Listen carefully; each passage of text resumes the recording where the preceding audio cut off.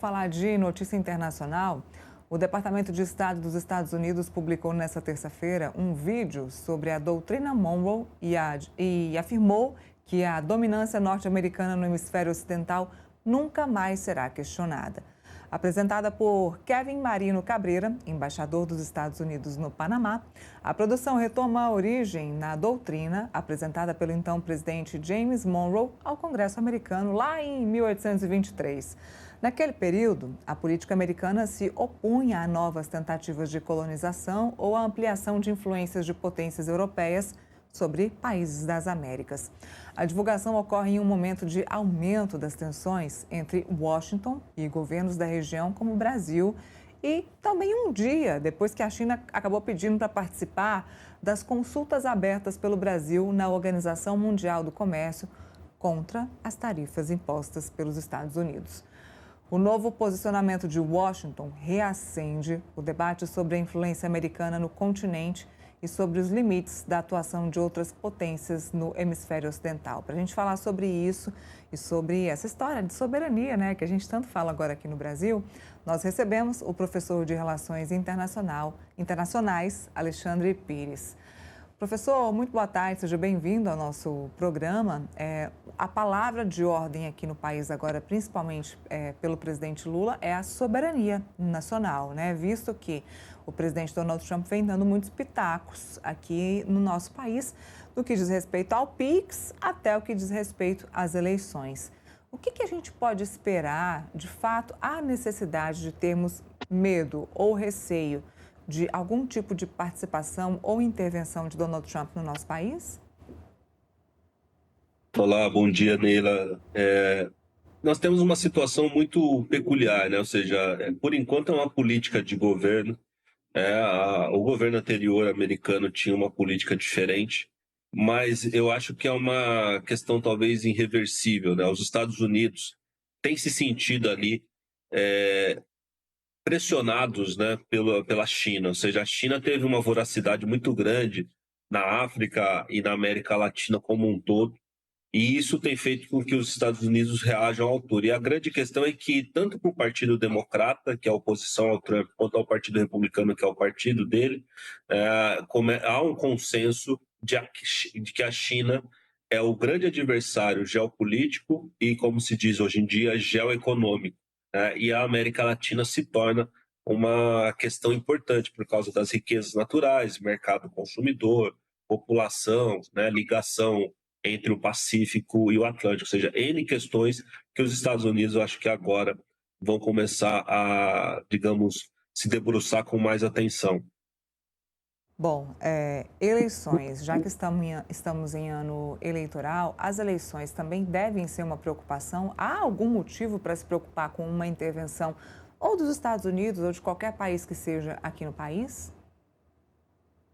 Nós temos uma situação específica, né? Ou seja, o Brasil tem uma democracia consolidada, o Brasil sempre recebeu observadores internacionais, então tudo isso vai acontecer, está dentro da normalidade, mas com o governo Trump, talvez os seus observadores, vão fazer relatórios e relatos que não sejam tão favoráveis.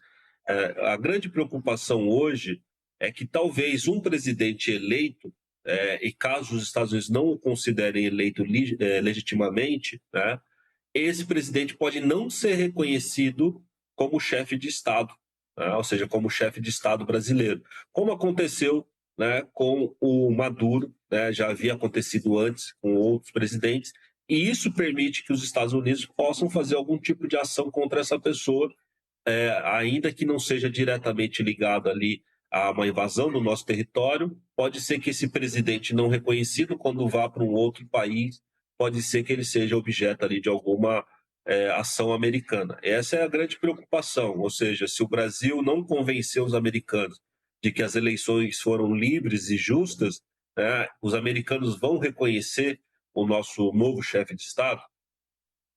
Bom, professor, deixa eu colocar o Felipe Monteiro, que é meu parceiro aqui no contexto, para participar da nossa conversa.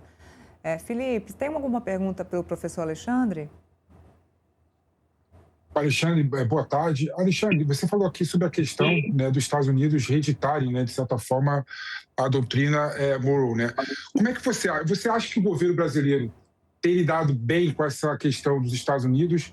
Você vê que tem outra alternativa que o governo brasileiro deveria ter feito em relação a essa política do Trump em relação à América Latina, em relação ao Brasil, propriamente dito, em relação ao tarifaço, em relação a toda hora voltar a ameaça com sanções às autoridades do Brasil, caçar vistas autoridades do Brasil nos Estados Unidos. Você vê uma alternativa que o Brasil poderia ter colocado para se impor, né, em relação aos Estados Unidos, ou não tem o que fazer? Felipe, bom dia. Eu acredito que esse enfrentamento que o Brasil fez, que rende frutos eleitorais internamente e no debate, como a Neila colocou, né, a soberania vira uma bandeira, digamos, uma estratégia um pouco míope. Se nós olharmos a China, que está numa guerra comercial direta com os Estados Unidos, a discrição chinesa com relação a esses assuntos é enorme. As declarações são bem medidas, a negociação ocorre diretamente. A China está sendo ameaçada e está recebendo tarifas tão altas quanto a brasileira, mas as relações diplomáticas não escalaram, ou seja, continua havendo ali os seus representantes diplomáticos, as missões funcionam. Então, o Brasil talvez tenha errado um pouco no ponto, Felipe, porque o governo atual percebeu que isso rendia votos, né? E como você que acompanha há tanto tempo a política, né, e outros assuntos, você sabe que esses ciclos eleitorais fazem com que o Brasil mude tudo de uma hora para outra. E as relações com os americanos realmente mudaram de modo mais drástico durante esse governo. Bom, alguma coisa que o governo brasileiro possa fazer para que isso sequer aconteça, porque a relação com Donald Trump, de Lula com Donald Trump, era uma boa relação.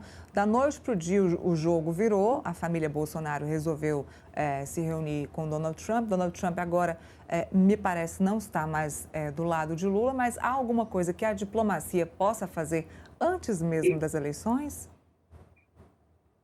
Eu acredito que o governo Trump carimbou no governo atual uma preferência pela China em termos de aliança internacional, né? Ou seja, o governo americano está agindo como se o Brasil fosse esse aliado, né? E isso, né, atrapalha toda a relação. O Brasil teria que colocar água aí nessa fervura e tentar restabelecer relações normais e um pouco mais discreta com os americanos. Felipe, tem mais alguma pergunta para o professor? Eu tenho sim, mas as grandes questões que se colocaram, né, em relação a esse funcionamento dos Estados Unidos, né, com o governo Trump, é exatamente a questão de tentativa de fortalecimento do BRICS, especialmente mudando a moeda, né, do dólar para a moeda regionalizada, né? Você vê que esse é um problema que o Brasil e os BRICS enfrentam, né? Se qualquer país quiser mudar a moeda de troca internacional para além do dólar, vai ter essa ameaça dos Estados Unidos de rompimento. Algumas pessoas falam que um dos problemas por trás dessa política agressiva do Trump está muito ligada a esse discurso, né? Porque fica muito mais no discurso que na prática, né? Em relação a trocar a moeda do dólar para outra moeda de outros países integrantes do BRICS. Não, exatamente, né? Inclusive, esse assunto continua avançando, ou seja, já há uma discussão do PIX internacional com os parceiros do BRICS, e isso coloca o Brasil numa linha de frente ali, né, de ataque. Ou seja, o Brasil não recuou, né? E só que o Brasil tem se desgastado nesse assunto e os chineses têm se desgastado muito menos, têm recuado um pouco, pelo menos em falas públicas sobre isso, né? Então, isso é algo que afeta, né, o acesso aos minerais brasileiros, acesso ao mercado interno brasileiro, ou seja, vários tópicos que incomodam os americanos, e nesse momento atual o Brasil não tem sabido adotar aquela postura, Felipe, que nós conhecemos bem, que era a neutralidade, ou seja, se manter equidistante de todas as potências e negociar com todos, algo que a China, a Índia vinha tentando fazer e já tomou um puxão de orelha. Mas o Brasil nem isso tem se esforçado para fazer e, obviamente, vai pagar um preço e já está pagando um preço alto por isso. Professor Alexandre, obrigada pela participação, pela gentileza de prestar os esclarecimentos aqui para a gente. Está sempre convidado a participar aqui do Contexto Metrópolis. Foi uma satisfação, uma ótima tarde para vocês. Boa tarde.